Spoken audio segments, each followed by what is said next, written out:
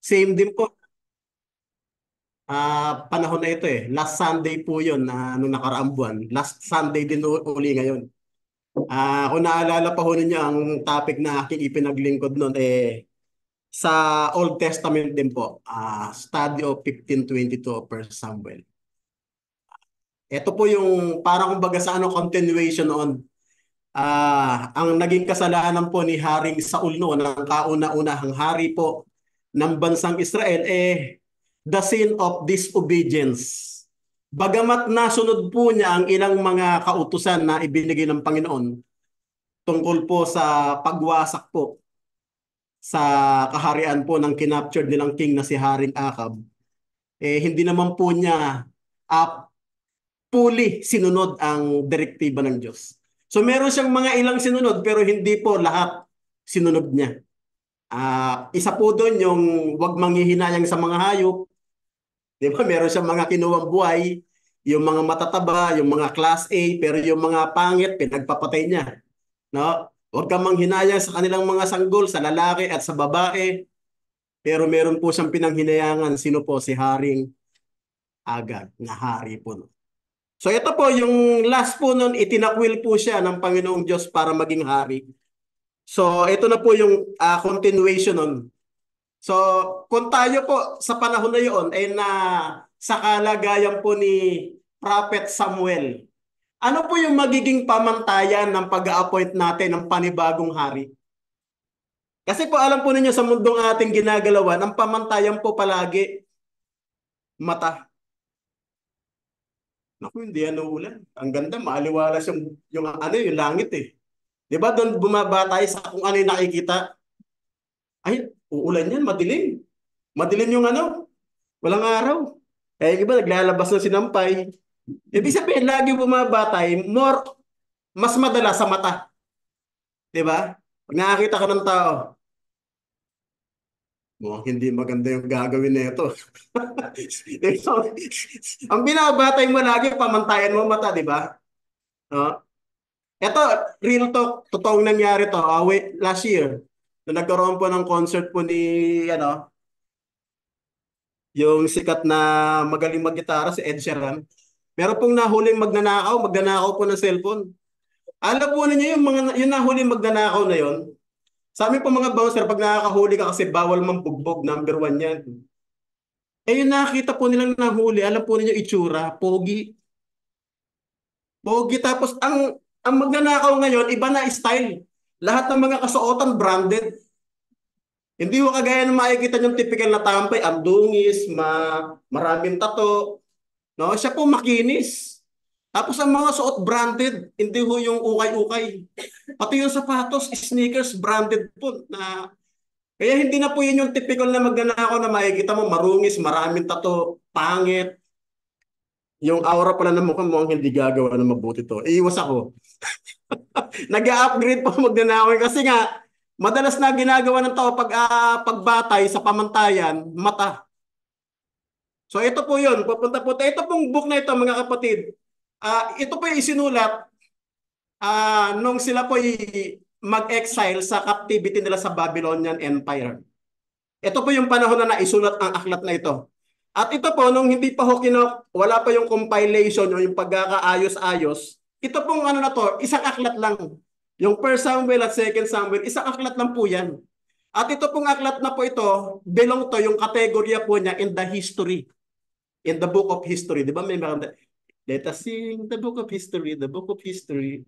Di ba? Ang compilation po, itong aklat na ito, meant sa history ng Israel.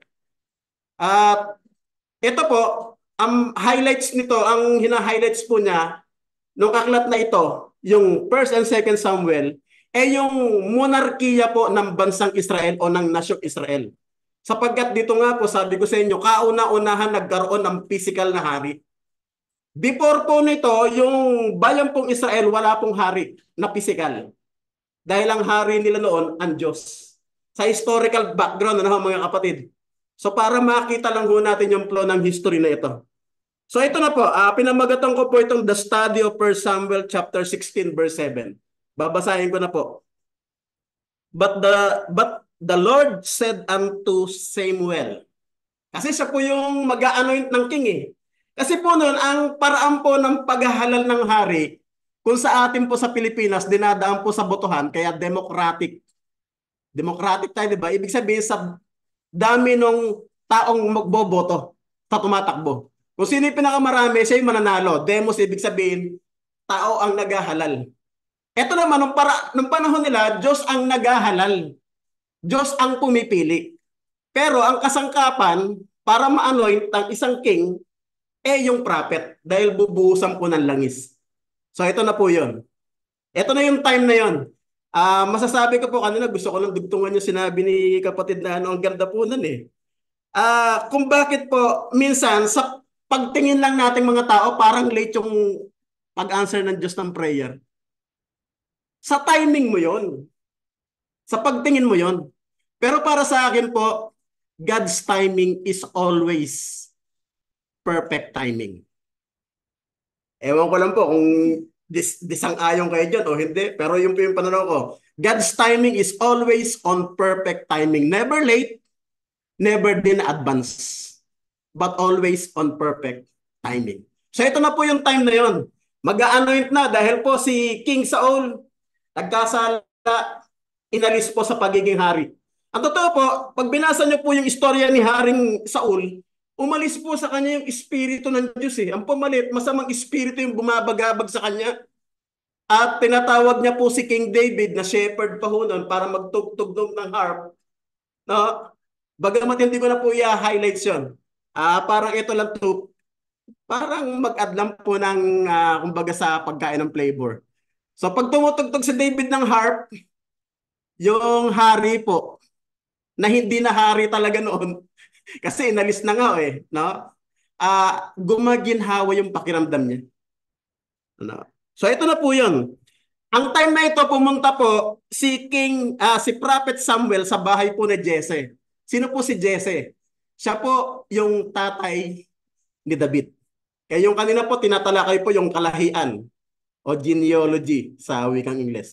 Yung kalahian na pinanggalingan. Ito po yung kalahian pinanggalingan po ng ating Panginoong Jesucristo. So ito po, nasa lugar po siya o sa sangbahayan ni Jesse, etong si Prophet Samuel, to anoint yung magiging second king of Israel. So ito na po. So yung mga anak niya, tinawag niya eh.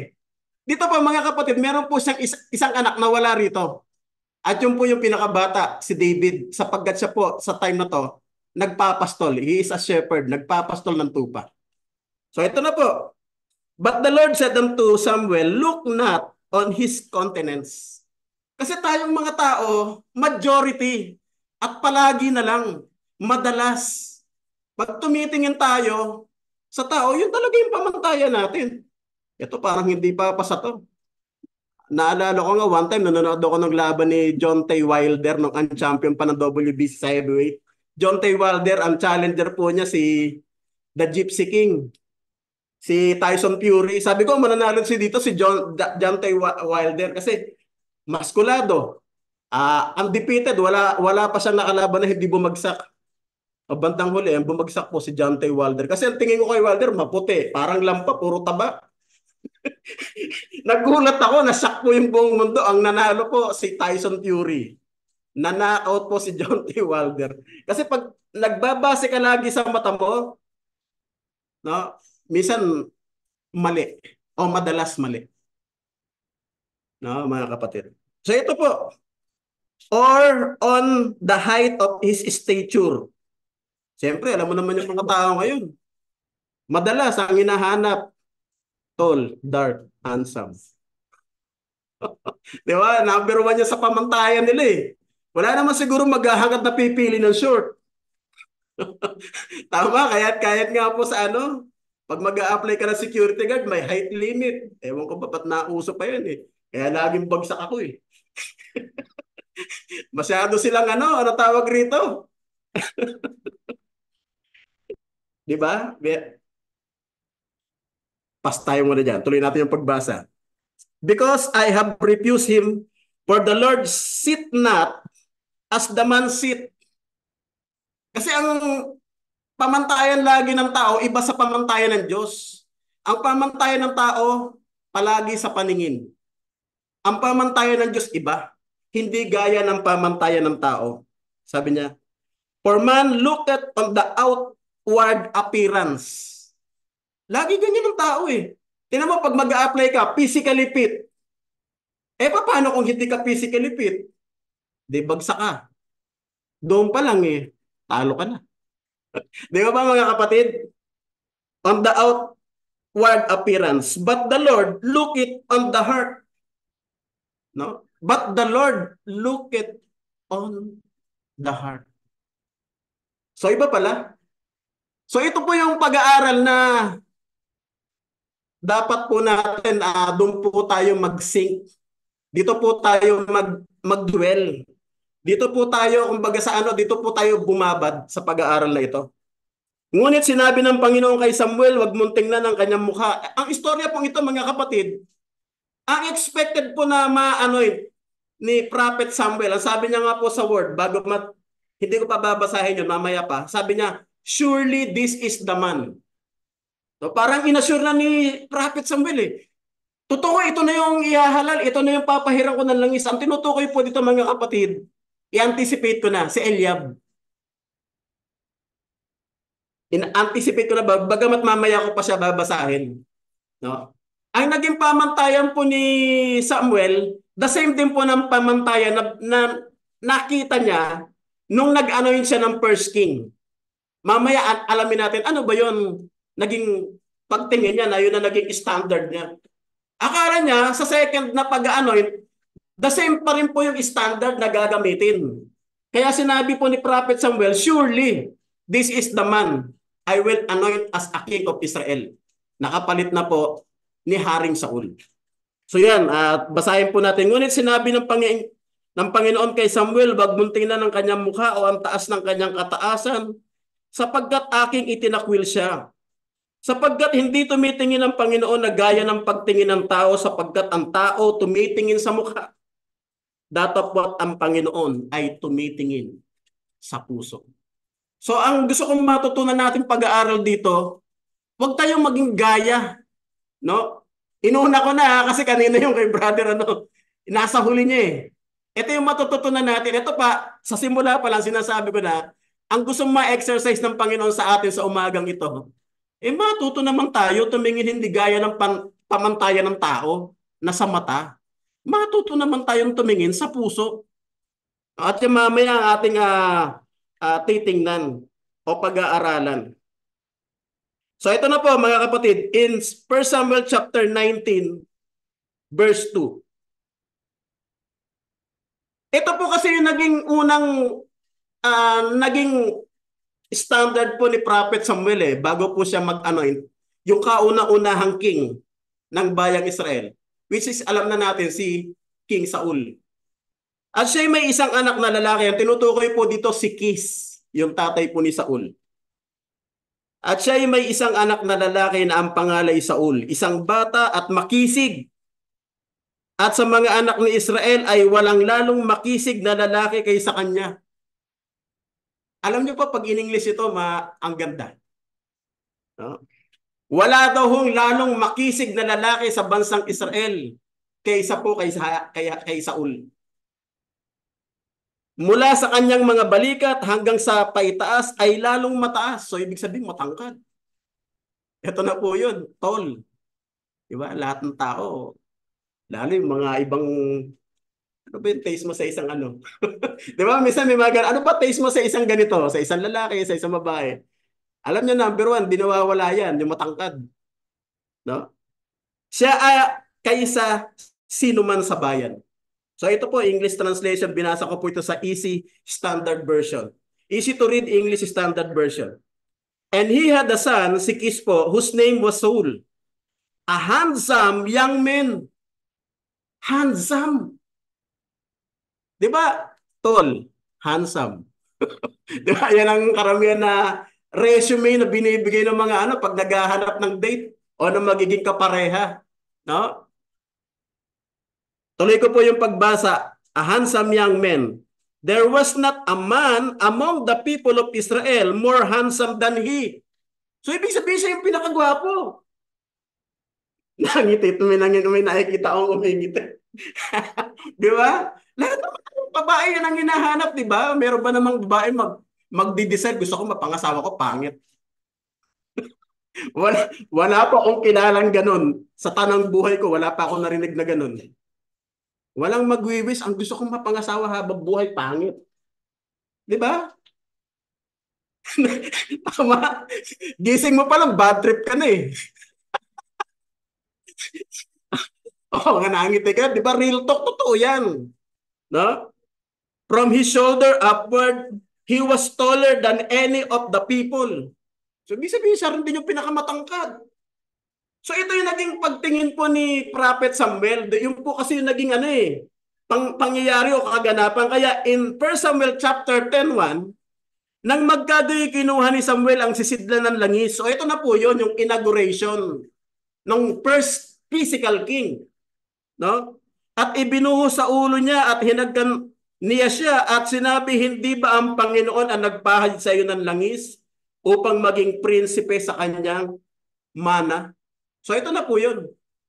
So ito po, nung naalis po si Haring Saul sa pagiging unang physical na hari ng bayang Israel, hindi pa ho ito divided kingdom. So nasa mind niya, mag-anoint ako ng second king dahil yung first king tinanggal na. Nawala ng bisa yung pagiging kanyang hari sapagkat nagkasala siya ng malaki sa Diyos. So nandoon po siya sa sangbahayan po ni Jesse. No? Mag-anoint na po siya, magpapahid po uli siya ng langis para po sa ikalawang physical na hari ng bayang Israel. So ito po ang pangyayari 16:6 ng 1 Samuel. When they arrived, Samuel saw Jesse's son Eliab. Nakita niya po si Eliab. Said to himself, sinabi po niya sa sarili niya ni Propeta Samuel, this man standing here is the Lord's presence, is surely. So yung salita niya, surely, tiyak na eh. Surely the one he has chosen. So ang pakiramdam, ang pagtaya ni Propeta Samuel, ito na yung tunay, sure na eh, na tunay na pinili ng Diyos na magiging kahalili ni Haring Saul. Kasi ang naging batayan niya nung una, ano po yung katangian po ni Propeta ani King Saul? Pinakamatangkad. Pinakapogi. Sabi nga, pinakamakisig sa lahat eh. So nung makita niya si Eliab, matangkad, gwapo. No? But the Lord said to him, pay no attention how tall and handsome he is. Wow. Ito po yung turning point. Hindi pala palagi ng pamantayan nating mga tao, pamantayan din ng Diyos. Kasi huwag tayong magkakalimot, sa pag-aaral na ito, Diyos po ang maghahalal. Diyos ang pipili. Ito pamantayan ng propeta. Matangkad, gwapo. Kasi yung una naging hari, matangkad, gwapo. Pinakagwapo nga, pinakamatangkad pa eh. So nung makita niya si Eliab, matangkad, gwapo, ito na yun. Tiyak ako, ito na. Ano po sinabi dito? Sabi po, but the Lord said to him, sinabi po kay Prophet Samuel, pay no attention. Anag, di ba? How rejected him? Hindi pala pasado sa Diyos. I have rejected him because I do not judge as people judge. Masyado pala tayong mga tao, mga judgmental. Pag nakita natin pangit, hindi gagawa ng mabuti.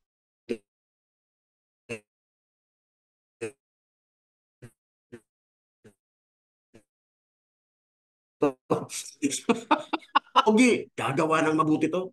Alam niyo kung ba't nag-viral po nung nakaraang 2 months si Vice Ganda? Yan ho yung naging kaso niya eh. Kamutik na siyang iban, uli, masuspinde. Kasi alam niyo yung episode nila doon sa Especially for You. 'Di ba? Yung pipili ka ng makaka-date mo. Kaya kwento ko lang ano, ito may kinalaman relatable kay makaka-relate kay rito eh. So yung ano, yung parang naghahanap ng makaka-date, yung ex niya. So ex niya, pogi. Nung siyempre, nung nakapili na ng 1 to 3 yung pagpipilian, nakapili na. So parang magpapaalam na tong ibibigay na siya doon sa makakadate niya. So nagbeso yung lalaki, pogi lalaki. So tinawag yung hindi nakapili, yung una, yung number 1.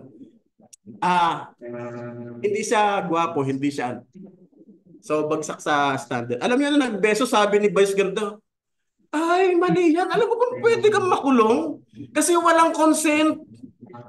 Bakit ganun? Asan ang gustisya? Ba't pagka pogi pwede, hindi maukulong? Pagka hindi pogi, makukulong. Nakingiti kayo, nasa ng hustisya. Di ba? Nakita nyo na? Yun yung tunay na nangyayari sa mundo. No? Sabi niya, because I do not judge people the way people judge. They look on the outward appearance, but I look unto the heart. Yun ang sana matutunan natin. Mga kapatid, huwag tayong maging judgmental. Alam po ninyo, in Hebrew word, yan po yung heart. Ang salita po niya ay lebab. Hindi ho libagan, lebab. Na ang ibig sabihin po, na mind, kaisipan. Yung heart pala, sa Hebrew word, lebab, ang ibig sabihin po niya, o definition niya is the mind. No, mga kapatid. Diyan ho, nagkaroon ng unang pagkakasala ang unang tao, mga kapatid. Alam niyo kung saan? Unang nagkasala po ang unang tao dahil po ang ginamit na pamantayan, mata. Gusto niyo basahin ko? Ito po. In Genesis chapter 3 verse 6, alam ko po, pinaglingkod na to ni Brother Darwin pero gusto ko uling basahin . At nang makita ng babae na ang bunga ng punong kahoy ay mabuting kanin at nakalulugod sa mata. Sa English po, delight in the eyes. Kaya alam niyo po yung pati yung pagpe-prepare ng mga chef ng pagkain, very delightful for the eyes. Parang ang sarap siguro nito. Pati yung pagpe-prepare, di ba yung paglalagay ng mga hipon, ng mga crab, yung pagtinignan mo pa lang, matatakam ka na. Ganun ho kagaling yung mga chef. Ganun din ho kagaling yung mga nagbebenta ho ng mga pagkain. Gayon din ang mga dress kung paano po nila ipi-prepare yung kanilang paninda na delightful sa eyes. Tama? Kasi yun ang standard nating mga tao. Ganun ho ang paraan din po ng atake ng mga nagtitinda. Paano magiging delightful itong paninda ko sa mata ng taong potential na bibili? Ganun ho . Kasi alam nila kung ano yung weaknesses ng tao. At dito po nahulog si Eva. No? Nakalulugod sa mata, nakahoy naman na nasa upang magpapanta sa tao. Pumita siya ng bunga na iyon at kinain at binigyan niya din ang kanyang asawang kasama niya at ito'y kumain. No? The history po ng first ever na kasalanan sa Biblia, ang naging dahilan, mata. At dito rin po nahulog, no, yung mag-anoint siya ng second king, si Propeta Samuel. Ang naging standard din po, paningin. Pati nga ho sa pagpipili ng damit . Ang binabatay din po natin, di ba, paningin? O, di ba? Ito parang ang ganda nito sa mata, parang ang sarap isuot nito. Ito yung susuot ko ngayong linggo. Di ba? Lagi tayong mata. Tama?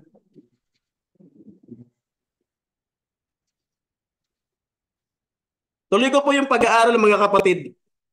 At sa unang Juan, mga kapatid, yan po yung sinabi ni Apostol Juan. Ang meron po ang isang libutang ito na ating ginagalawan. Ano po yan? 1 John chapter 2:16. Sama ko na po yung verse 17. Sapagkat ang lahat ng nangasa sanglibutan, masamang pita ng laman, masamang pita ng mata. Alam niyo, ang mata hindi yung nasisiyahan . Magbibigay ako ng real talk na totoong halimbawa . Tingnan niyo po ito. Every year, naglalabas po ng bagong unit ang bawat cellphone. Ito minsan ang nakakaano to sa mga tao. Pag may bagong labas, ayoko na netong akin. Sasabihin sa nanay, ayoko na neto. Phase out na tong unit na to. Gusto ko ito. Baka pwedeng bilihan mo ako neto. No? Samsung may S-series. Vivo may B series. Tama? Bawat ano po yan eh. May kanya-kanyang series eh. Ang ibig sabihin, ang tao hindi po napapatid yung pagkauhaw nila. Eto, uso ngayon. Eto yung after nilang makuha. After niyan, pag na-phase out yan, eto na naman. Eto na naman yung gusto nila. Pag nauso yung nagpapahikaw sa ilong, yung iba, ang dami nagpapahikaw sa ilong. Paano kaya mauso magpahikaw naman sa ano? Di ba? Ewan ko, ba't ganun kasi ang kalakaran ng mundo eh. Masamang pita ng laman, masamang pita ng mata, mga kapalaluan sa buhay at hindi mula sa ama kundi sa sanglibutan. Verse 17, gusto ko po manotice nyo to. Ang sanglibutan ay lumilipas at ang lahat ng masamang pita niyaon. Datapwat ang gumagawa ng kalooban ng Diyos na nanahan magpakailan. Alam nyo, dumarating din ho yan, lumilipas yan eh, masamang pita ng mata. Masamang pita ng laman. Pag nag-age ka na ng 90, mawawala na yan eh. Tama? Kahit po yung doktor, alam yan eh. Kapag ka 90 ka na, wala na, impotent ka na. Kahit na anong ganda pa nung nakikita ng mata mo, wala na yan. Tama? Lumilipas yan eh. Nawawala yan.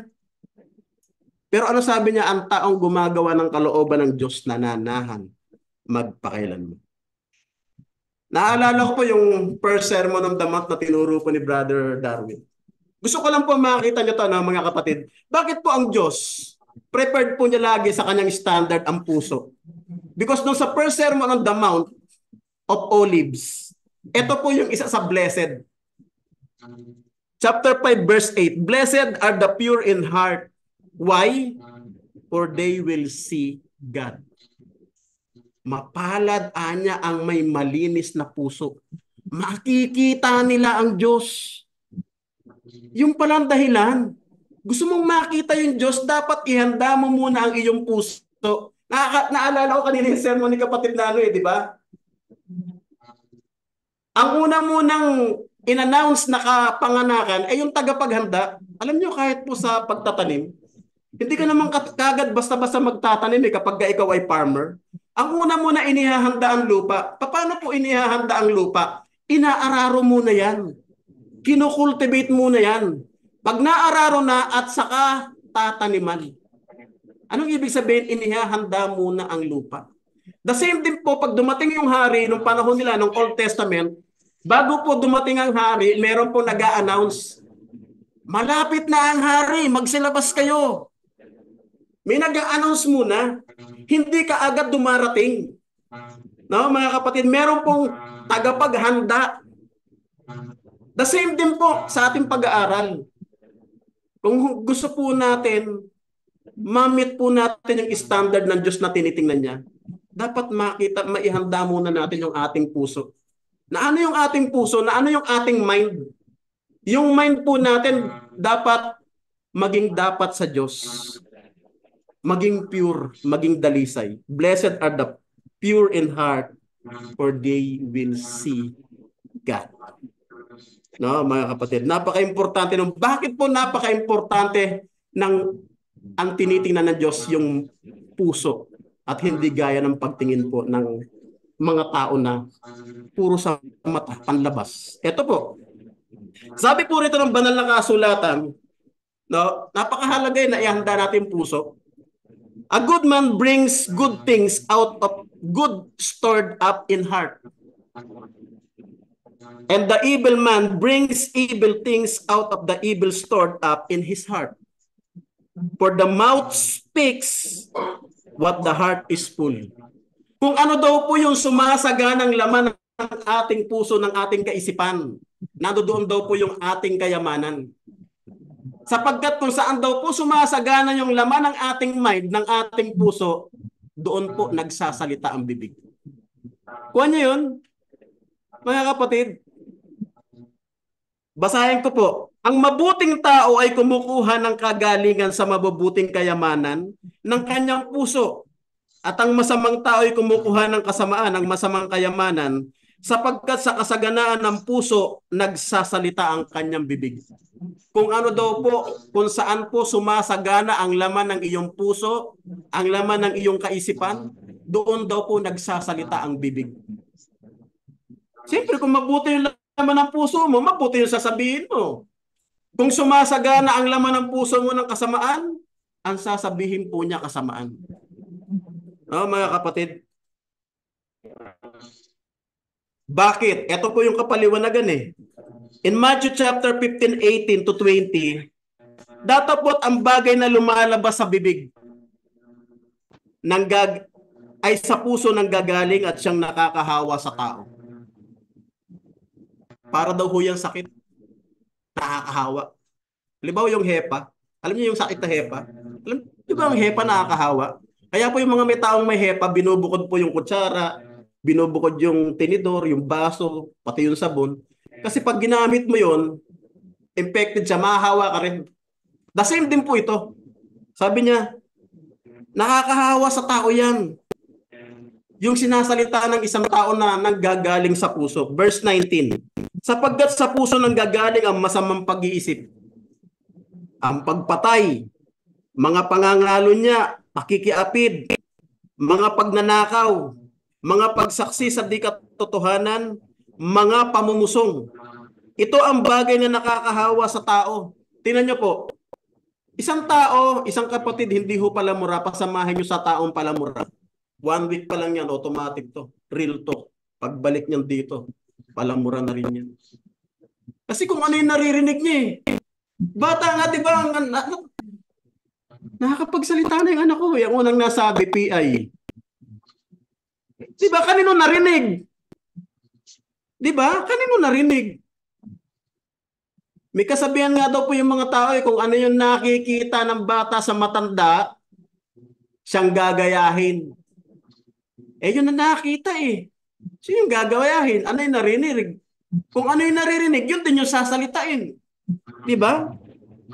Sabi po niya, ito ang bagay na nakakahawa sa tao.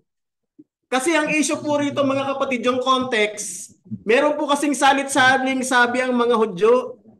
Yun yung kanina sinabi niya. Hahanguin po ni Juan Bautista ang bayan, papagbalikin yung mga anak sa Ama, yung bayan ng Diyos, papagbalikin loob. This time naman, doon sa mga tradisyonal, yung Misna, yung Talmud. Sa Talmud kasi at sa Misna, yung mga salit-saling sabi ng mga Hudyo, pag galing sila sa pamilihan, palengke, hindi sila kumakain hanggat hindi naguhugas ng kamay.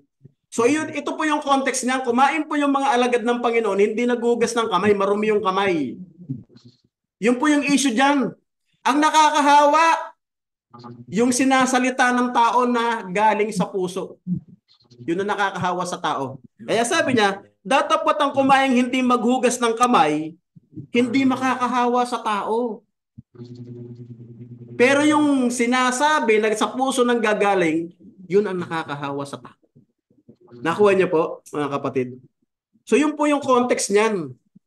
No, mga kapatid. Tuloy po natin ang pagbasa. Ngayon po, ito po yung pinaka-in-last. No? Kasi alam niyo po, tayo po kahit po mga anak ng Diyos, binigyan po ng karapatan na tawaging mga anak ng Diyos sa pamamagitan ng pagsampalataya po natin sa ating Panginoong Jesucristo at pagtanggap sa Kanya. Dumaan tayo sa proseso ng bautismo, nag-confess tayo, naglingkod tayo, nagkakasala po tayo. Wala naman pong hindi nagkakasala. Pero, no, na may kinalaman po sa paksang ito, no, na ang Diyos po, ang kanyang laging pamantayan ay sa puso. Ito po, isang istorya po nung second king. Ang second king, alam naman po natin kung sino, si King David. Ang kanyang kasalanang mabigat na nagawa sa Panginoon, mga kapatid, na naging dahilan din kung ba't nagkaroon ng divided kingdom. Kasi yung first and third king, hindi pa ho sila divided kingdom. King Solomon, hindi pa ho sila divided kingdom. After po ng King Solomon, naging divided kingdom na po yan. Nagkaroon na po ng Kingdom of Judah and Kingdom of Israel. Ang dahilan po ito talaga. Nagkasala po yung kanyang tahatay, no, ni King Solomon, si David. Ito na po yung inanoint talaga ni Prophet Samuel na maging second kings. Ang kasalanan po niya, isa lang talaga yun eh. Pero naging dalawa. Paano nangyari? Kasi po, nung panahon na yan, hindi po siya sumama sa digmaan. So ito po, para maalagyan natin ng another spice po yung kwento. So, yung panahon na yan, yung king hindi ho sumama sa digmaan, bagamat si King David is a warrior king, mandirigma siya eh. Hindi ho siya sumama. So, nung hindi ho siya sumama sa digmaan nila sa mga taga-Palestina, naglakad po siya sa bubong. Ewan ko ba, ba't ito si David? Ang dami na lakaran, ba't bubong pa? So, siyempre, elevated. Nakita niya, meron siya nakita. Naliligong babae. Siyempre, wala naman nung naliligo na nakadamit. Naked. Si Bathsheba. Napakaganda. Ang nagamit na naman, mata. So, ito po, pinatawag niya po yan sa kanyang bataan. Nasipingan niya po yan. So, to make the story pass, nabuntis. So ito pa paano. Ang tao lagi may cover up eh. Paano kaya gagawin ko nito? Ang ginawa niya, meron po siyang general. Ang general po niya ng si Huwab. Huwab, balikan nito. May sulat ako. Ito. Pauwiin mo yung asawa nito. Pinauwi. So, nung pumunta sa kanya nag-report, nilasing niya.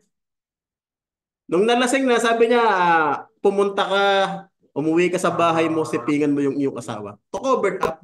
Kasi pagka nasipingan niya, ang mangyayari, anak niya yun. So ano sabi nung lalaki, ni Uriah?